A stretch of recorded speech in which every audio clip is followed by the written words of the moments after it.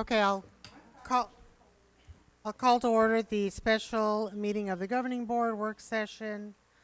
Um, Let the record show all members are present. Can I get a motion to adopt the agenda? So moved. Second. Those in favor? Aye. Aye. Aye. Okay, this was requested by the board to discuss the travel, the employee travel decision. Can we please start with determining what our end goal is so that we can move swiftly? My end goal would be such that when there are a couple situations, or at least one most recently, where there was a teacher who, through or I don't know, a staff member, because I don't want to swear, it was a teacher who, through no fault of her own, her travel was omitted from the previous board packet, which, given the new policy, would have meant that then she could not travel because her travel was occurring prior to the next board meeting. In addition, we also had a situation where we had I believe it was a math teacher who received a national award and was asked to come accept that award and speak at a conference, and because of the timing of all that, could not travel. And so to me, that says that the governing board is making those decisions, those operational decisions, because we're limited by when we meet and when it comes up. And so the superintendent, we take that away from him if he believes those are acceptable travel. So I'm concerned about the impacts, the things that fall through the cracks for those instances. So, and I think those two instances are different situations. But the one thing that stood out at me, and we have always required, say, student travel to come before the board. In the summer, a club sponsor messed up, and it was a fault of his own. I mean, well, he said it was. I mean, I'm not. And so he emailed us, and it was worked out, and the students went. And then on this last one, Dr. Finch had emailed us, and the teacher or teacher on assignment was still able to go. I just don't see how it's different from the student. I mean, it can be fixed. Things are going to happen. They happen to students. But technically, that was a violation of board policy by me allowing them to go. But we've done that for students. We could have an emergency phone. It could That's happen what she's with a referring student. to. I guess that's my point, is Yeah. that I would recommend an emergency whatever clause for I don't know. What do you think? Right. And in the past with students, and I don't know, in that case you're talking about where we had a teacher who said, I messed up, and we are supposed to go to a robotics conference, and somehow the powers that be made it happen. And I'm very thankful, because I don't think students should suffer the consequences of administrative errors, and he was a new club sponsored, and so on and so forth. But I think that that occurred, if I recall correctly, under Dr. Weitenheimer. Dr. Weitenheimer was here, and so I don't know going forward if student travel like that would make it through the policy, or if they would be allowed to with that kind of error, because Dr. Finch is a different superintendent, and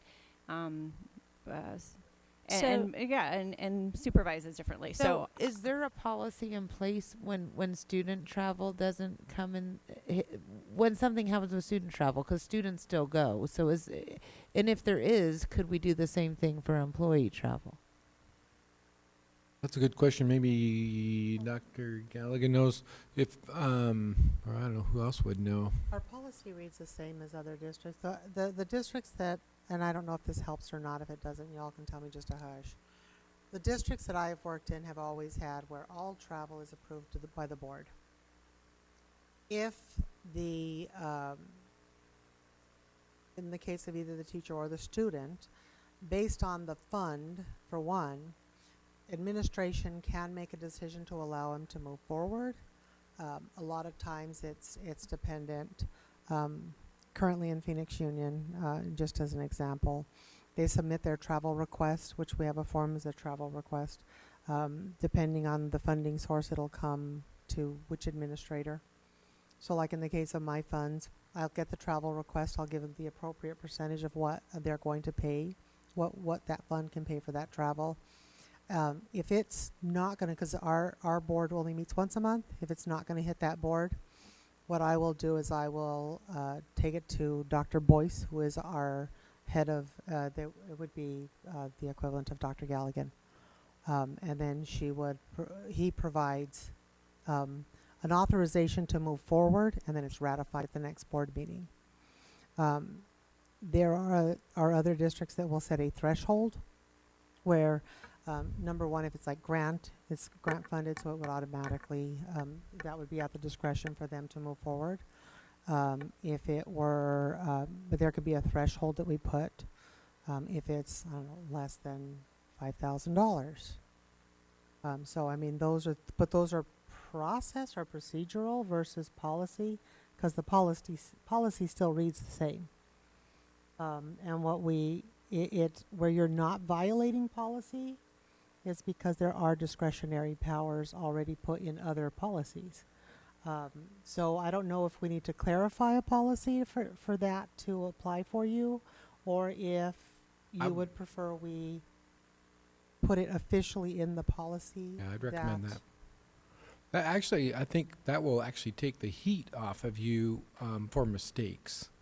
And those two are two good examples, because then it would be my fault that I trumped it, or I said they couldn't go.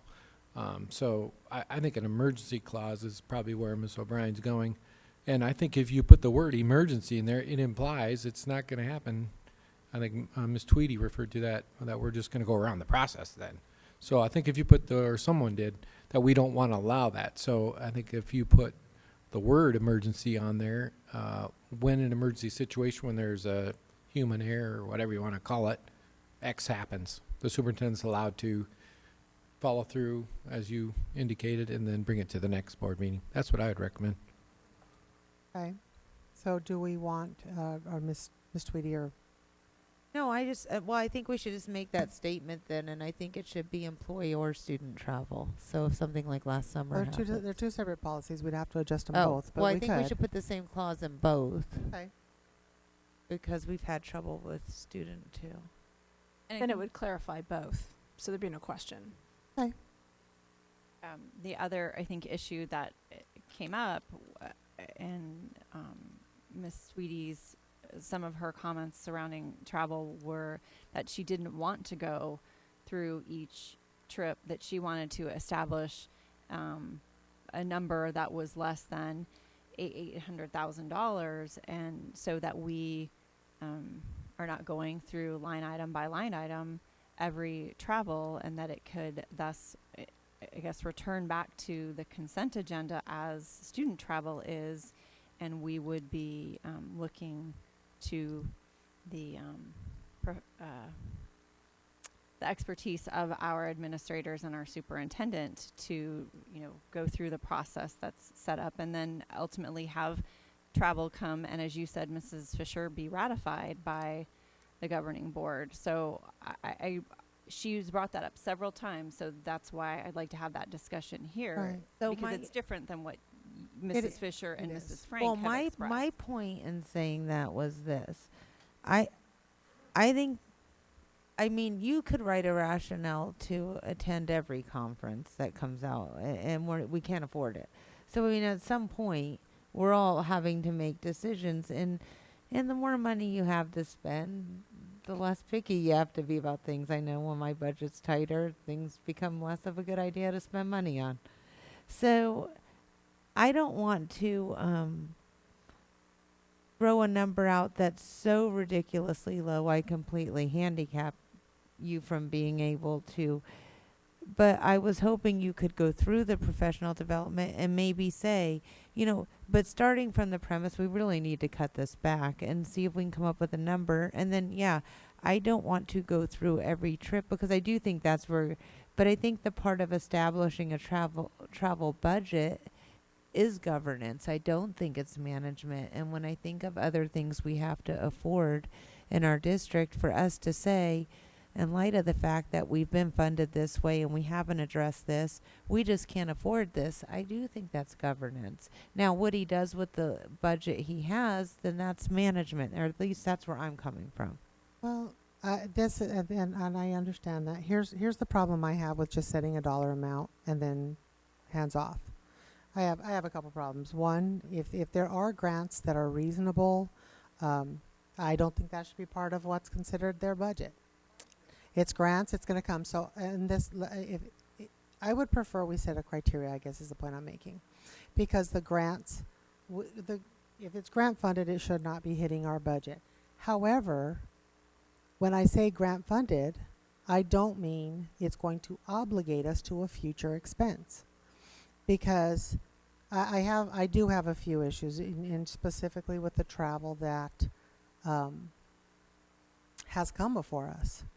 Is I don't want to just give somebody a carte blanche, spend your $50,000 wherever you want, and then let's take our PD to Hawaii, because then at some point it is going to become it is not going to pass what accountants call the newspaper test.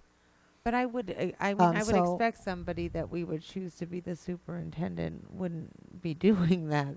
I think that's why we choose. And if he is, and some of that though is the difference in belief systems. Look at the San Diego trip. That is a difference in belief, and when it comes down to it, honestly. But if that's happening, I think we have conversations behind the scenes with that, and of course we could still vote no, and we should. But I'm just saying, then that would be the exception you pull off the agenda. But I'm saying he knows what his PD plan is for the year, but just saying this is too much. I guess that would be the best question. Do we have a PD plan? Sure they do, yes. Like district-wide, or is it by school, per school, by person? Yeah. Ms. Frank wants to say something. She's been waiting to say something. Well, I bequeath my time to Ms. Frank. Pressure's on. It just seems to me, I agree with Ms. Tweedy that every conference sounds fabulous. They're always in nice places. The conference organizers make money off of them. The exhibitors are there because they want you to buy things. And yeah, there's some great PD that happens. So every conference sounds great. But we can't afford to go to every conference. We just can't. And travel, to me, when you're looking at, if we have to cut or we want to move money from here to maybe more for salaries or lower in class sizes or what have you, travel seems to be the low-hanging fruit. If I were going to cut my budget, the first thing that would be, well, I'm not going to spend so much money on clothes this month because that's not a necessity, but paying the electric bill is. So travel seems to me to be sort of the low-hanging fruit. I don't want to prioritize where people go. I really don't. But I want you to prioritize it. So maybe the most important trip for the science person is the NSTA conference. And if that's the case, then great. But don't put forth travel for 3 or 4 more conferences. And I'm just throwing that out as an example. It's not to pick on anybody. And that's really where I'm coming from.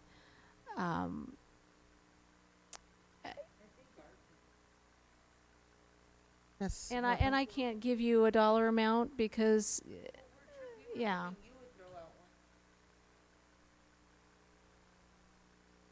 May not be But reasonable. you need to look at what are the most important conferences that you need to attend. So it's important for you to go to the state superintendent's conference. You're new to the state, and that's a valuable opportunity for you. But if you come up to me with 7 more conferences that you want to go to, I'm going to have to say maybe which ones are the most important. And I think, and it's complicated by the fact that, you know, as we're finding out as we're looking at it, that there's travel that's funded out of dual enrollment money, and there's grant funded travel. There's things that come out of M&O that could be used for other things. So, Ms. Hardaway. And Dr. Galligan, I'm just saying your name, not asking you to say anything yet. We still have not, I mean, we're talking about $800,000 is too much. So arbitrarily, because it's a big number, it's too much. Maybe it is, maybe it isn't. We talk about it's low-hanging fruit. I would think that Dr. Galligan might have a different opinion on that. And so would parents, as we're sticking people in classrooms or even, you know, classified going places. Second part is, we keep talking about this, we have never asked specifically to look at the procedure, the process that our employees go through in order to do their educational, professional travel. When we had this on consent agenda tonight, Dr. Finch's, and this could just be the way it was worded, but Dr. Finch's travel was called professional travel. When we had it on the action item, the employees that are professionals were called employee travel. A little bit of a difference. When we say the San Diego conference, we didn't call it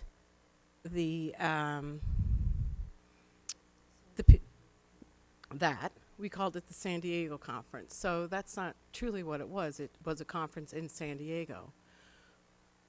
We are so, to me, everyone has their stance and their belief.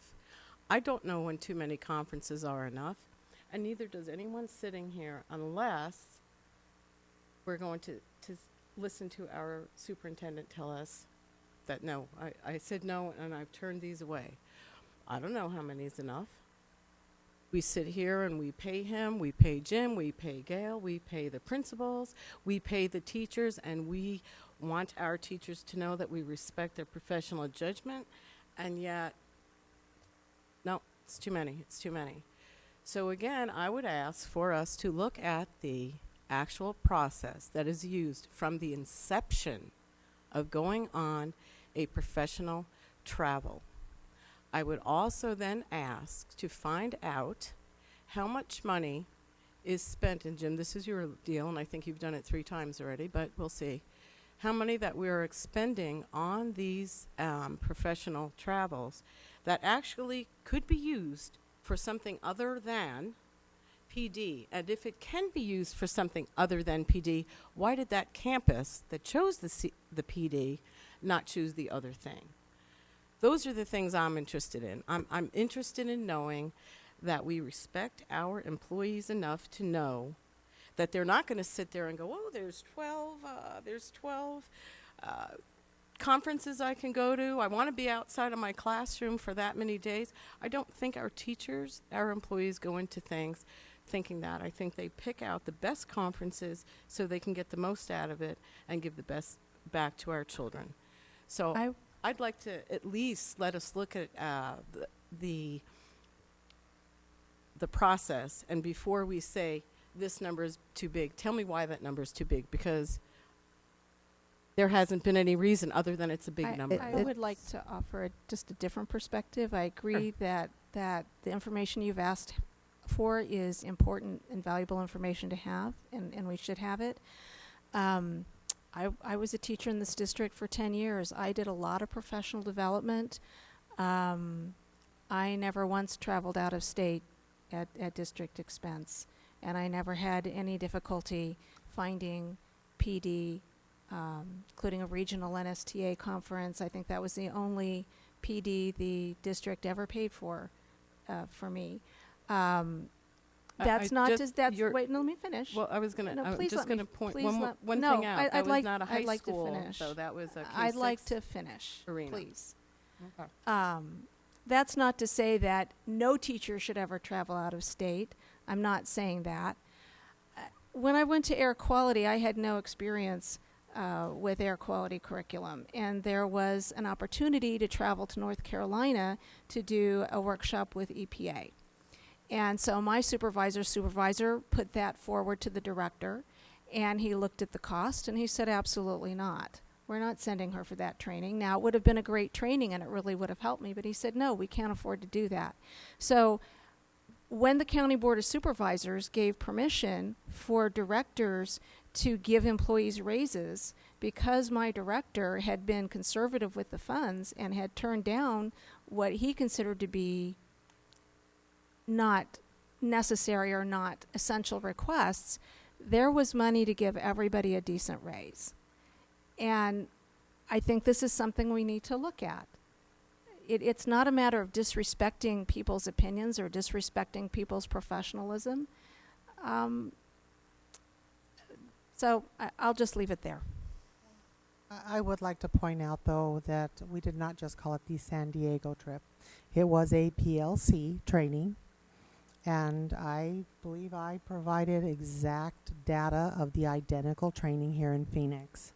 My problem is not that they would receive PLC training. My problem is that they would go to San Diego for an identical training that could be here. And part of the reason I'm saying that is because I have an issue with just setting an amount and letting it go. Because there are times when, let's be honest, if I have to choose, I live in Phoenix. If I have to choose to go to a finance class in Phoenix or a finance class in Hawaii, I'm picking Hawaii. I'm pretty sure that my supervisor would say no, and I'm pretty sure that my governing board would also say no, so I will happily submit to go to the Phoenix class. My greater concern is, it isn't even so much that they're going to pick a PD here, a PD there. I see that we're doing a hit and miss, nothing is planned, or I know that there are individuals who thought higher of Dr. Weitenheimer than others. However, the one thing that he said that in my very first year that was really struck me was, we are not a district of schools, we are a school district. So why are we behaving like a district of schools where, well, that school has this PD plan and that one has that plan and this one has this plan and that one has the third plan or the fifth plan and that plan doesn't match that plan and that plan doesn't match that plan. And part of the reason that bothers me, and specifically PLC caught my radar, is because in Phoenix Union, they have 17 schools to train on PLCs. They primarily say our PLCs are a priority. They brought in PLC trainers throughout to train the entire district at a set amount. They have earmarked and set aside every Wednesday. The first assignment I got when this school year started was, you need to give me your PLC schedule. So I had to put together my calendar of what day my PLC for my staff to come in from the campuses would be, what my staff at the district office would be, and then there's 2 other PLC days where I am expected to be on a campus, and I have to make my appointment with that campus to be in part of one of their PLCs. It was a plan and a priority, and we're hitting and missing. We're taking a stab. And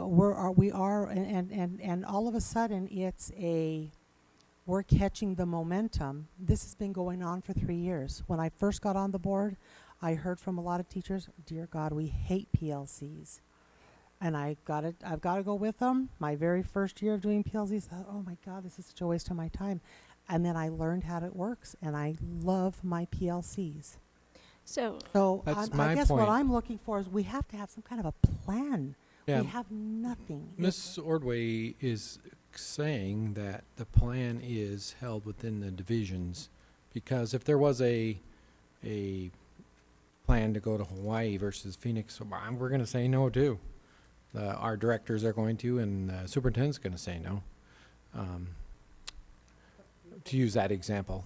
So, if I may, I guess the question I have, what are we expecting to accomplish with the work session? And I think we need to determine an ending time, because the longer we stay here, I think the less we accomplish, and we have employees sitting here who also would have to go to work tomorrow. How So about this idea? How about you give it the ball to me?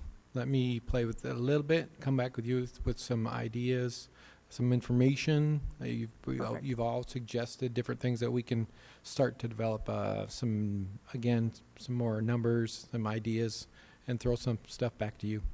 And then maybe, I don't know if you have to take it to the attorney or not, but add the clause to the emergency clause to both the travel policies, and then I guess present it as a preview at the next board meeting. I think we could easily get that because we know what we want that, I think we got a clear picture of what we wanted that to look like.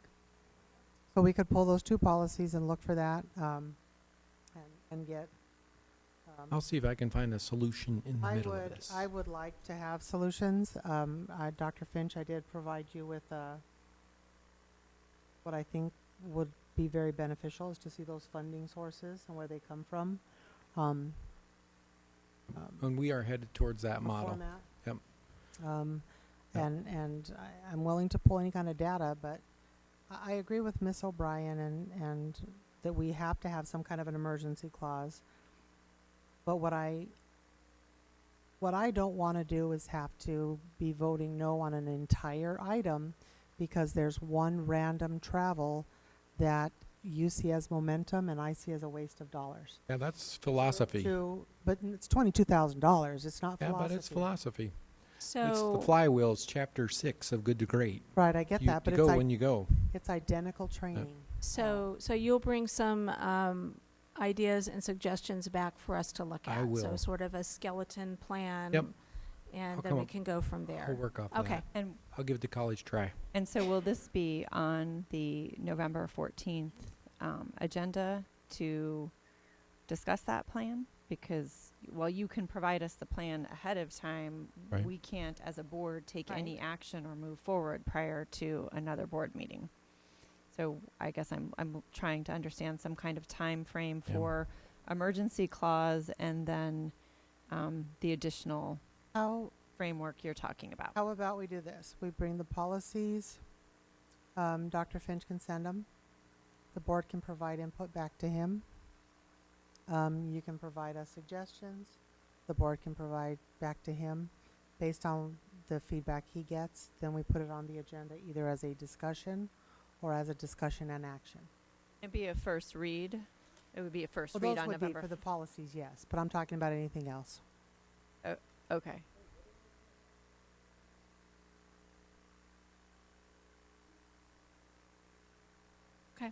I might find some common themes that you can agree to if I can find some data to support it, or Sure. I think I'm getting the general idea. Okay. Any other, if there's anything you remember when you're not exhausted at 11 o'clock at night, forward them to Dr. Finch. Can I get a motion to? So moved. To Second. end the meeting? Aye. Aye. Aye. Sorry. Aye. Did you want to do it again? Okay. Ugh.